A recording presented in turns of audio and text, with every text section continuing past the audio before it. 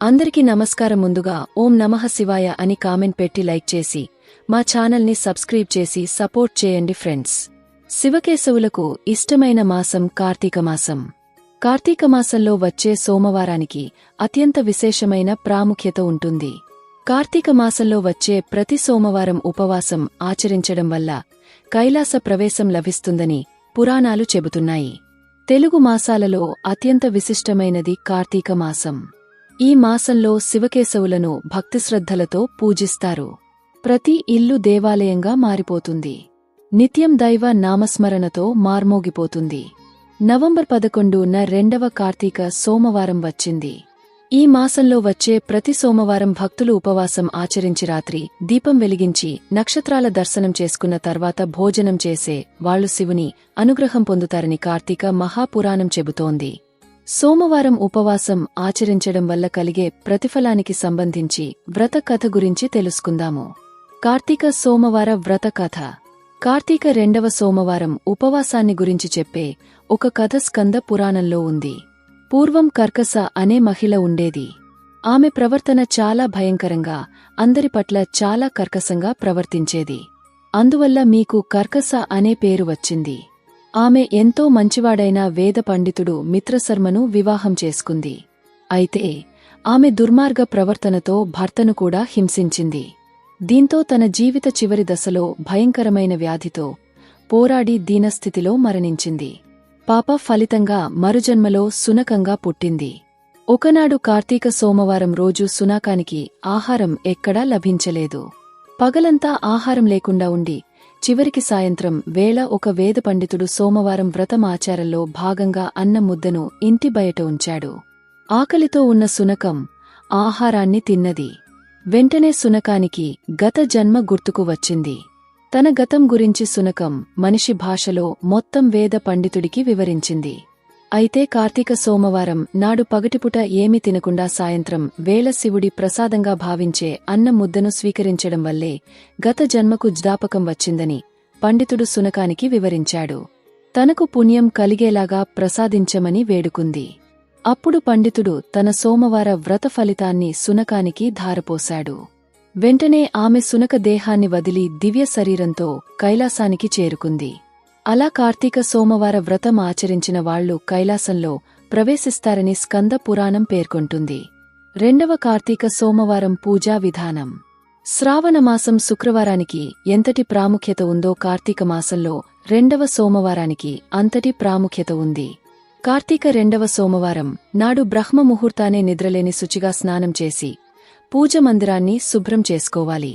శివపార్వతుల చిత్రపటాన్ని గంధం కుంకుమలతో అలంకరించుకుని దీపారాధన చేసుకోవాలి. శివాలయానికి వెళ్లి శివలింగానికి అభిషేకం, పూజలు చేసుకోవాలి. అలాగే ఇంట్లో దీపారాధన చేసుకోవాలి. ఈరోజు ఉపవాసం ఆచరిస్తారు. పూజ చేసుకునేటప్పుడు ఓం నమః శివాయ అనే పంచాక్షరి మంత్రాన్ని పయించాలి. ఇంట్లో కొంతమంది చిన్న శివలింగాన్ని పెట్టుకుని పూజ నిర్వహించుకుంటూ ఉంటారు. అలాంటివారు సోమవారం నాడు శివలింగాన్ని పంచామృతాలతో అభిషేకించుకోవాలి. అనంతరం తుమ్మిపులు, మారేడు దళాలతో శివాష్టోత్తరం చదువుతూ శివలింగానికి పూజ చేసుకోవాలి. పూజ పూర్తయిన అనంతరం స్వామివారికి పండ్లు, కొబ్బరికాయను నైవేద్యంగా సమర్పించాలి. ప్రదోషకాలంలో శివాలయానికి వెళ్లి తప్పనిసరిగా దీపం వెలిగించి నక్షత్ర దర్శనం చేసుకున్న తర్వాత ఉపవాసం విరమించాలి. ఈ మాసంలో చేసే నదీ స్నానం, ఉపవాసం, దీపారాధన, దీపదానం, అభిషేకాలు అత్యంత విశిష్టమైనవి. కార్తీక మాసంలోనే ప్రతి ఒక్క రోజుకి విశేషమైన ప్రాముఖ్యత ఉంటుంది. కార్తీక రెండవ సోమవారం ఉపవాసమాచరించిన వ్యక్తికి కైలాస ప్రవేశం ఉంటుందని నమ్ముతారు. ఉదయం పూజ గురించి చెప్పుకున్నాం కదా. ఇక సాయంకాలం పూజ ఎలా చేయాలో తెలుసుకుందాం. సాయంత్రం తిరిగ స్నానం చేసి యథావిధిగా ఇంట్లో పూజ పూర్తి చేసుకోవాలి. అనంతరం ఇంటి గుమ్మంలో దీపాలు వెలిగించాలి. ఆ తరువాత శివాలయానికి వెళ్లి ఈశ్వరుని దర్శనం చేసుకుని శివాలయంలో కూడా దీపారాధన చేయాలి. తరువాత నక్షత్ర దర్శనం చేసుకోవాలి. ఇది పూర్తయిన తర్వాత ఉపవాసాన్ని విరమించి భోజనం స్వీకరించాలి. ఈ విధంగా కార్తీకమాసంలో అన్ని సోమవారాలు పూజతో పాటు ఉపవాసముంటే చాలా మంచిదని పండితులు చెబుతున్నారు. కార్తీక రెండవ సోమవారం రోజు చేసే పూజ అత్యంత ఫలమైనదిగా చెబుతారు. ఈరోజు ఉపవాసముంటే అశ్వమేధ యాగం చేసిన ఫలితం లభిస్తుందని అంటారు. కార్తీక సోమవారం నాడు స్నానం, దానం, జపం అనేది చేయడం చాలా ముఖ్యమైనవి. ఈ మాసంలో చేసే ఉపవాసాలు 6 రకాలుగా ఉంటాయి. ఒంటిపూట భోజనం, రాత్రిపూట భోజనం, ఛాయానక్త భోజనం, స్నానం, తిలదానం, పూర్తి ఉపవాసం అని 6 విధాలుగా ఉపవాసాన్ని ఆచరిస్తారు. తిలదానం అంటే నువ్వులు దానం చేస్తారు. పూర్తిగా ఉపవాసం ఉండలేని వ్యక్తులు ఒంటిపూట భోజనం చేయవచ్చు. ఈ మాసంలో వీటిల్లో ఏదైనా ఉపవాస పద్ధతిని ప్రతి ఒక్కరూ ఆచరిస్తారు. ఈ కార్తీక మాసంలో శివుడికి ఈ విధంగా అభిషేకం చేస్తే విశేష ఫలితాలు కలుగుతాయి. గరిక నీటితో శివాభిషేకము చేసిన నష్టమైన ద్రవ్యము తిరిగి పొందగలడు. నువ్వుల నూనెతో అభిషేకించిన అపమృత్యువు నశించగలదు. ఆవు పాల అభిషేకం సర్వసౌఖ్యములను ప్రసాదించును. పెరుగుతో అభిషేకించిన బలము, ఆరోగ్యము, యశస్సు లభించును. ఆవు నెయ్యితో అభిషేకించిన ఐశ్వర్య ప్రాప్తి కలుగును. చెరకు రసముతో అభిషేకించిన ధన వృద్ధి కలుగును. మెత్తని చేకరతో అభిషేకించిన దుంహక నాశనము కలుగును. మారేడు బిల్వదళ జలము చేత అభిషేకము చేసిన భోగభాగ్యములు లభించును. తేనెతో అభిషేకించిన తేజోవృద్ధి కలుగును. పుష్పోదకము చేత అభిషేకించిన భూలాభము కలుగును.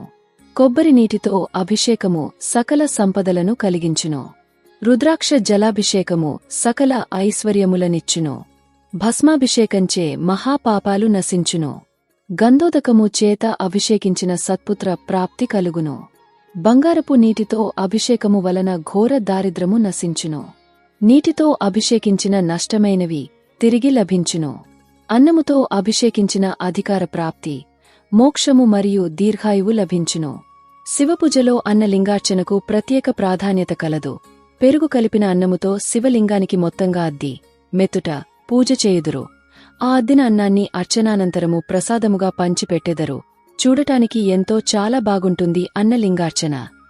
ద్రాక్షారసముచే అభిషేకమునర్చిన ప్రతిదానిలో విజయము లభించగలదు. ఖర్జూర రసముచే అభిషేకము శత్రుహానిని హరింపజేస్తుంది. నేరేడు పండ్ల రసముచే అభిషేకించిన వైరాగ్య సిద్ధి లభించును.